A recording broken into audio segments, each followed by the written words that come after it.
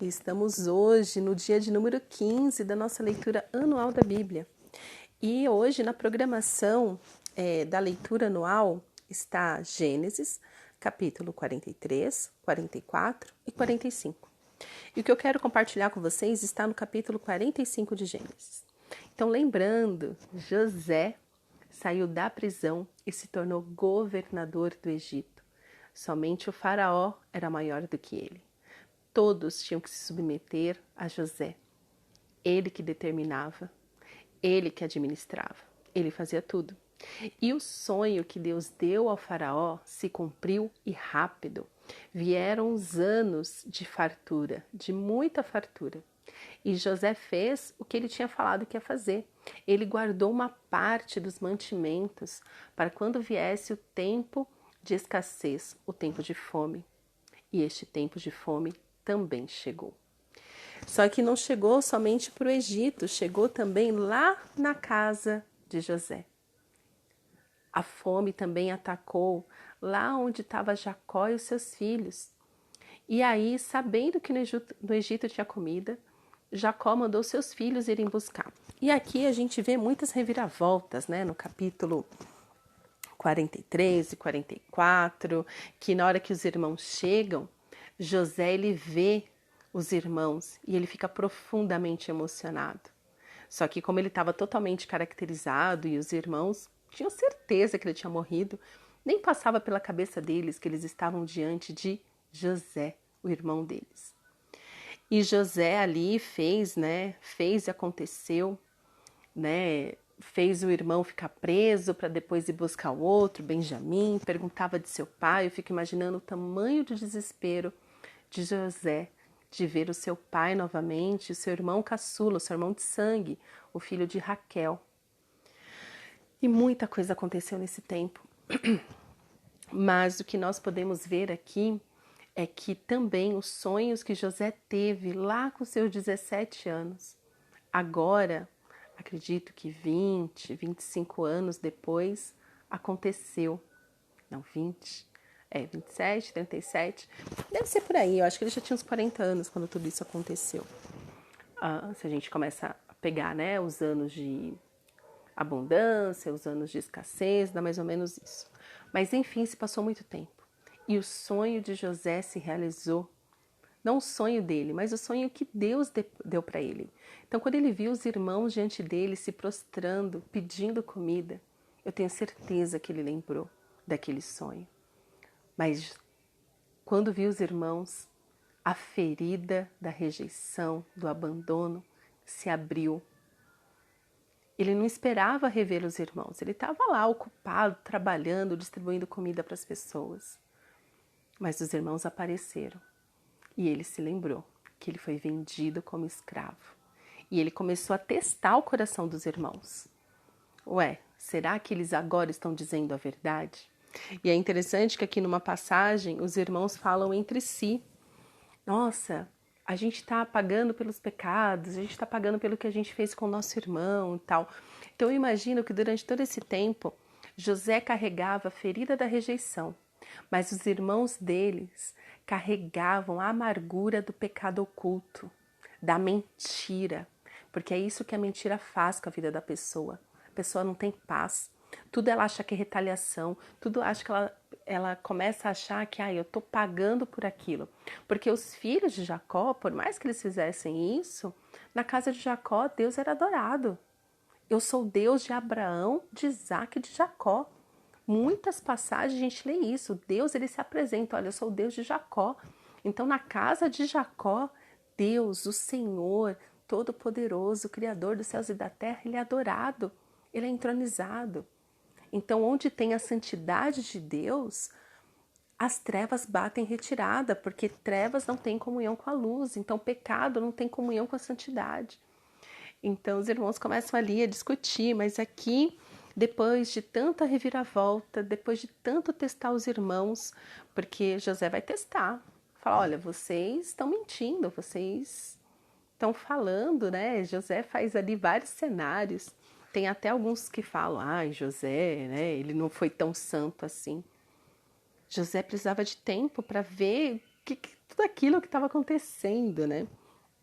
Então, aqui no capítulo 45, dos versos de 1 a 8, a gente lê o seguinte: Então José, não conseguindo se conter diante de todos os que estavam com ele, gritou: Saiam todos da minha presença. E ninguém ficou com ele. Quando José se deu a conhecer os seus irmãos, então ele mandou todos os guardas, todo mundo que trabalhava com ele, mandou todo mundo sair, só ficou os irmãos dele. Verso 2: E levantou a voz em choro, de maneira que os egípcios o ouviam e também a casa de Faraó. Imagina os gritos de choro de José, tantos anos reprimido. Eu acredito que passou assim uma novela, né? Um filme na cabeça dele, do pai, a lembrança do pai, a lembrança da infância, a lembrança com os irmãos, sendo vendido como escravo, e depois a mentira, né? Porque em nenhum momento fala que José chorou até então. Ele não chorou quando ele foi para a prisão, ele não chorou quando foi, não. Mas aqui ele levantou a voz em choro e disse aos seus irmãos: Eu sou José, meu pai ainda está vivo. E seus irmãos não lhe puderam responder, de tão assustados que ficaram diante dele. E José disse aos seus irmãos: Agora cheguem perto de mim. E eles chegaram, então ele disse: Eu sou José, o irmão de vocês, que vocês venderam para o Egito. Agora, pois, não fiquem tristes nem irritados contra vocês mesmos por terem me vendido para cá, porque foi para a preservação da vida que Deus me enviou adiante de vocês. E essa é a beleza. Essa é a beleza de servir o Senhor dos Exércitos. É por isso que a palavra diz que temos que ser gratos em todas as circunstâncias. Ali José entendeu o propósito maior do Senhor. Por isso que a palavra do Senhor diz que os seus pensamentos são muito maiores do que os meus. Muito maiores. Quem vai entender, quem pode entender a mente do Senhor? Porque os planos, os propósitos do Senhor é muito maior do que a nossa vida limitada. Então cabe a nós confiar no Senhor, continuar nos rendendo a Ele, porque Ele é poderoso, Ele é absoluto, Ele é maravilhoso. Ali José já falou: olha, não fique irritado com vocês. Eu acredito que ali José viu a aflição dos irmãos, né? Tipo, agora a gente morre. Agora José vai mandar cortar as nossas cabeças, né? Eles achando que José ia se vingar deles, né? Ia fazer alguma atrocidade com eles. Ali José já fala: olha, não fiquem tristes, nem irritados contra vocês mesmos. Não. O propósito do Senhor é maior, por isso que eu vim antes de vocês, para preparar o caminho para quando vocês chegassem. Ele não falou isso, mas ele quis dizer isso. Verso 6. Porque já houve 2 anos de fome na terra, e ainda restam 5 anos em que não haverá lavoura nem colheita. Deus me enviou adiante de vocês para que fosse conservado para vocês um remanescente na terra e para que a vida de vocês fosse salva por meio de um grande livramento. Assim não foram vocês que me enviaram para cá, e sim Deus, que fez de mim como um pai, fez de mim como que um pai de Faraó, o senhor de toda a sua casa e como governador de toda a terra do Egito. Voltem depressa para junto de meu pai e digam a ele: assim manda dizer o seu filho José. Deus me pôs por senhor em toda a terra do Egito. Venha para junto de mim, não demore, meu pai. Então aqui nós vemos, ficou claro como a luz do dia, aquela cena, aquele sonho já tão distante lá na adolescência. Talvez ele nem se lembrasse mais, mas aqui ele lembrou. E foi para um propósito maior. E essa aqui é a beleza quando a gente começa a entender. Porque assim, não sei a sua idade, mas eu na minha idade, quando eu olho para trás na minha história, eu vejo que realmente todas as coisas cooperam para o bem daqueles que amam a Deus. Nós conseguimos enxergar até mesmo as coisas ruins que acontecem, as adversidades, como a mão do Senhor na nossa história, nos preparando para o nosso futuro. E foi exatamente isso. Olha, não foram vocês não que me mandaram para cá. Vocês foram instrumentos de Deus. Foi Deus que quis que eu viesse antes para cá, que fez de mim como que um pai de Faraó. Então, assim, olha, Deus usou a ira de vocês, a inveja de vocês, tudo que vocês tinham de ruim, usou vocês para me abençoar, para abençoar vocês. Olha que loucura! Para abençoar vocês, para abençoar a nossa casa. Quando nos submetemos a Deus, nós percebemos, nós sentimos que nada se perde. Eu costumo falar, e eu falo com muita convicção, nenhuma lágrima em Jesus se perde, mas sempre se transforma. Nossa história, quando passa pela cruz de Cristo, nós conseguimos enxergar significado. Nós conseguimos começar a entender como nos encaixamos dentro do propósito maior do Senhor, que é de salvar almas, chamar os perdidos, libertar os cativos. Esse é o nosso chamado. E aqui José lindamente ele fala, olha, não foram vocês que me venderam, vocês só venderam, mas foi Deus que me mandou para cá, que me preparou. Lembra? José ele foi treinado na prisão e agora ele estava no mais alto cargo. E a mesma coisa acontece comigo e com você que servimos o Senhor. Nada foge do propósito que Deus tem para a sua vida. Nada, absolutamente nada. A lágrima que você derrama hoje, lá na frente você vai entender. Lá na frente você vai olhar para a sua história e você vai falar, Deus cuidou de mim. E é por isso que o salmista diz, ainda que eu ande pelo vale da sombra da morte, não temerei mal algum, porque o Senhor está comigo. Ai, que lindo! Eu amo a história de José, ela sempre me inspira. E eu quero que seja uma inspiração para você também. Porque essa história de José é repetida na minha vida e na sua vida, nas nossas vidas. Se submeta ao Senhor, vá mais fundo no seu relacionamento com Ele. Vá até você poder dizer, não, eu não perdi esse emprego. Não foi o meu chefe que mandou embora. O Senhor está nisso. E o Senhor está me preparando para o novo que Ele tem para a minha vida. Não foi essa empresa que me contratou. Foi o Senhor que me colocou neste lugar para fazer a diferença. Foi o Senhor. Este filho que eu tenho não é acidente. O Senhor quis que eu fosse mãe dessa criança e também pai dessa criança. Nenhuma vida por um acidente. Tudo está debaixo da soberania maravilhosa, poderosa do Senhor. Toda história é uma história para manifestar a glória de Deus.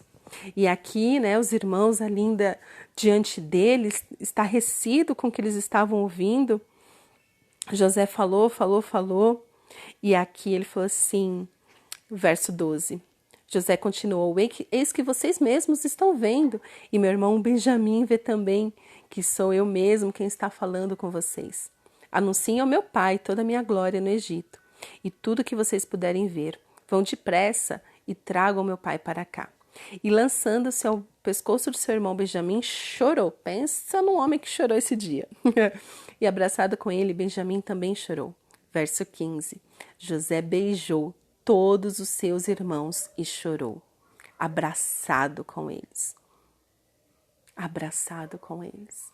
José beijou de um por um para falar, meu irmão, tá tudo bem. Que bom que vocês estão aqui. Vamos enxergar a glória do Senhor, a salvação do Senhor em tudo isso. Tá tudo certo entre eu e vocês. Tá tudo certo. Não se preocupem. Agora vamos viver algo novo juntos. Eu imagino a saudade que ele estava dos irmãos, do cheiro do pai, da casa.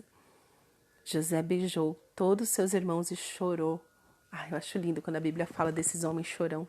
Você vai ver que tem muito homem chorando nessa Bíblia. Eu acho sensacional.